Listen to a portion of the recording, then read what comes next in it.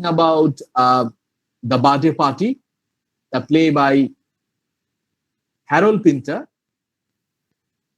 Now, when we talk about Birthday Party, the very first impression that we have that this is a kind of a classic text now and so popular and world-renowned in that sense. Birthday Party, its impression, its acceptance in our present time, there is no doubt at all. Birthday Party is now a sensation. Birthday Party is now a text that talks a lot about our isolation, some of those meaningless existence that an individual often passes through. It talks a lot about some of the unquestioned questions, those questions that we have in our minds so often, but we have no choice how to share those questions and to get a proper answer for those aspects. Now, before we go to the discussion of the text, I think today's talk will be centered on some of those early stages through which the text actually was prepared and when it was staged, the kind of reception Birthday Party had soon after its production. That will be the main topic for discussion today.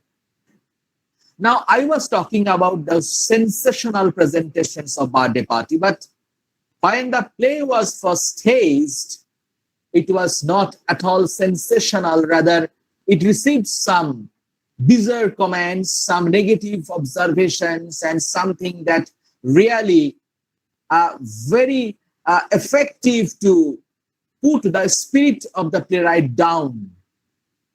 And the very same thing happened in practical. So Birthday Party's early reception was never good.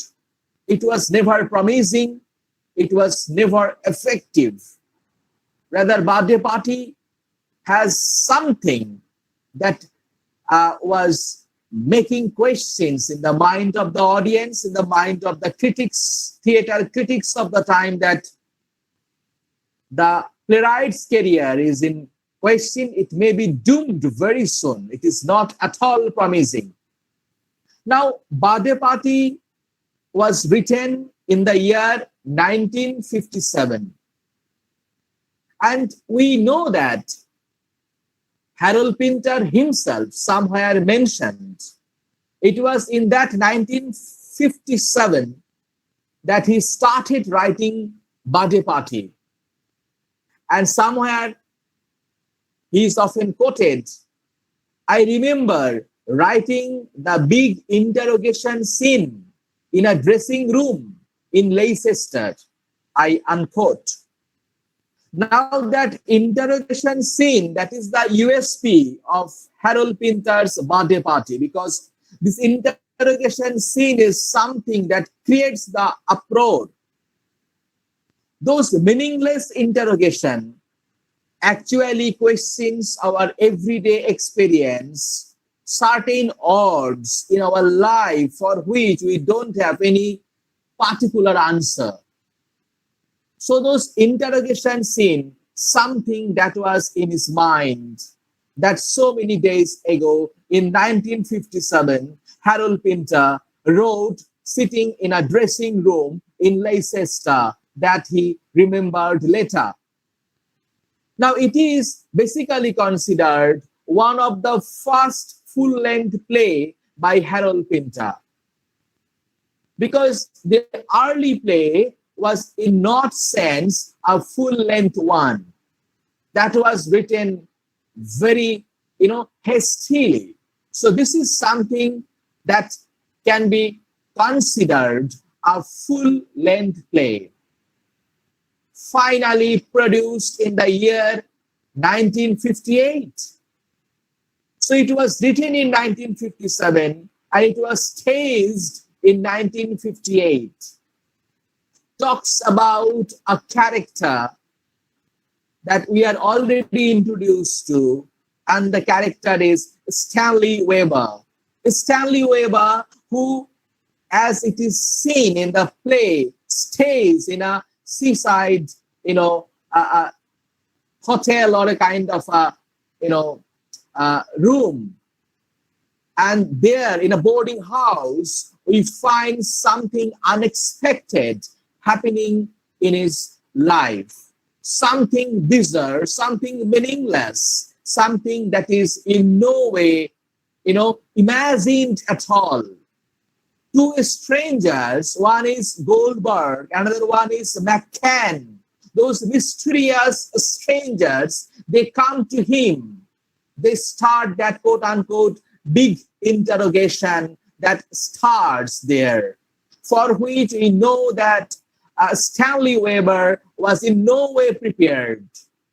So this big interrogation not only terrorized Stanley Weber in the play, but also the sense of terrorism touched the audience. The sense of terrorism questions in the mind of the readers of the play, that if something happens in this way, what will be the result? What will be the response? Someone who is encountering such kind of mysterious threat.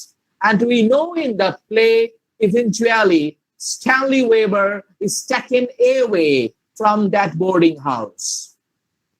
It was on 28 April 1958. For the first time, birthday party was staged in a place called Lyric Hammersmith. And when it was staged on 28 April 1958, it was a very poor response that we got. A very negative response that was there. Except we had theater critics like Harold Hobson, who later, very soon, in the Sunday Times, wrote something that championed the spirit of Harold Pinter, who wrote something pushing up, promoting, or as a man of vision, he could imagine that there is possibilities in this particular playwright. There are numerous possibilities and a bright future in the career of Harold Pinter. Now, later, all those visions became successful. All those assumptions became successful. All those thoughts of those particular moment that came to Harold Hobson, they became successful. Now, before we move further, I think it is very important to read out some of the observations that Michael Billington, another man of theater, a critic, an observer, what were the observations of Michael Billington had? Because Harold Pinter means so many things. Harold Pinter means comedy of menace. Harold Pinter means theater of absurd. Harold Pinter means a long work on memory. Harold Pinter means political resistance. So more or less we find all those absurdities, all those menace and trait and memory, at the same time political resistance. But what exactly came in the mind of Michael Billington? I think I should quote Michael Billington right at this moment to get that real essence that came in the mind of Michael Billington. I shall never forget my first experience, as Michael Billington was saying, of Harold Pinter's The Birthday Party. It was the spring of 1960, and I was a student. One night I noticed Pinter's play was being shown on commercial television. I knew it had been trashed by the London critics when it first appeared on stage at the Lyric Hammersmith in 1958. But sitting in front of the television, I was mesmerized by this story of a strange recluse, Stanley, who is living in a seaside boarding house and finds himself taken away by two mysterious visitors. One scene in particular haunts me still, saying Michael Billington. What was that particular scene that haunted him so much? Stanley sits in a chair while the visitors fire a barrage of questions at him. The scene was shot from Stanley's point of view so that the faces of his interrogators filled the screen. Suddenly, one got a sense of what it must be like to be subject to brutal intimidation. So look, that interrogations, those, a galaxy of interrogations, those intimidations, that is that question, that awe, that kind of anxiety, that sense of terror that touch the heart of every audience, that is something that is still making a question even after such a long period that we find in Harold Pinter's The Birthday Party. Now, before Michael Billington, we had Irving Wardell also. Irving Wardell, that the man who for the first time connected the idea of comedy of menace with Harold Pinter and his birthday party. Now, it was Irving Wardell in that July and August edition of that particular journal, that magazine that is named Encore.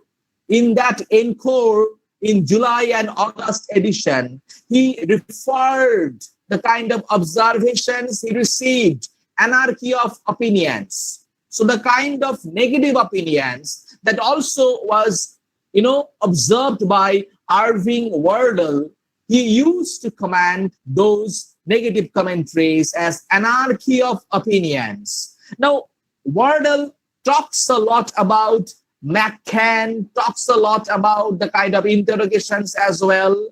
And of course, the sense of menace that is very much there. Actually, when he was talking about Harold Pinter's birthday party, he was talking about those intrinsic theatrical idea, that innovative idea that Harold Pinter presented so well that no one before him could have thought of. No one could actually experimented of that particular thing. Now, later on, in 1959, the birthday party came out in book format. And once again, we find the advertisement came in that famous magazine called Encore. In Encore, 1959 edition, came that printed copies of the birthday party's advertisement. What exactly was written in that advertisement? It was written, as I quote from the advertisement, a fascinating puzzle. It said the play is a fascinating puzzle in which bad farce alternates with stale misery. So it is a text that the readers would get meaningless significance, a masterpiece of meaningless significance. This is how it was addressed in that advertisement published in the 1915 edition of Encore. So this is how the journey of Harold Pinter's birthday party actually began. Now, what exactly, in what particular context Harold Pinter wrote birthday party? Now, so many assumptions are there. Now, we also referred in so many times that when birthday party was written, it was of much fame later on, and Harold Pinter was asked what exactly that the reasons for which he wrote a play like this. He answered, "I write because I write." So it is not something, he was never very much clear what prompted him particularly to write a play like this. But critics are also in the opinion that when talking about characters like Goldberg and McCann, those mysterious strangers whom we encounter in the birthday party, and the kind of unnamed quote-unquote organizations with whom we are introduced to, that they are representing some unnamed organization. Now, critics are also saying a kind of a hysteria in the 1950s, a particular situation, the hysteria that was popularly known as McCarthyism. Now, McCarthyism was a Joseph McCarthy, from whom the term McCarthyism came. Joseph McCarthy was a senator and who actually was, propelled a kind of a widespread fear in US. And because of that possibility of communist subversion, so this fear, the sense of fear that is very much available in the text, is often directly connected to, or in a very diversified way, they are often connected to the sense, that particular theory of McCarthyism that is very much there. Birthday Party talks a lot about such kind of assumptions, such kind of histories, but the text has similarities with some other kind of text, and often it has a parallel with, Kafka's The Trial. The way in Kafka's The Trial we are introduced to a character, Joseph K., and the vagueness and the mysterious presentation of Joseph K. in Kafka's Trial, the same sort of mystery is shrouded throughout the text. We find the sense of guilt that is very much there in the Birthday Party on the part of Stanley Weber. And what exactly is the reason of that sense of guilt that we never know at all? So Birthday Party, to some distinct way, is also connected to the famous Genesis portion of the Bible. That sense of guilt on the part of Adam and Eve, that is also very much, a kind of replica that we find in the play. And at last, we would like to connect the similarities of Harold Pinter's Birthday Party with Samuel Beckett's Waiting for Godot. Because in both ways, we have the same sort of absurdity, we have the same sort of meaninglessness, and the same sort of motivations very much present in the narrative of the text. So there is no doubt at all. The more we read Harold Pinter's Birthday Party, it questions some of the identities, some of the very basic queries that we are in. It talks a lot about our existence and existential crisis. So that much all about, actually, I have to say, regarding the introductory, sayings of Harold Pinter's Birthday Party. Thank you so much for your patient listening.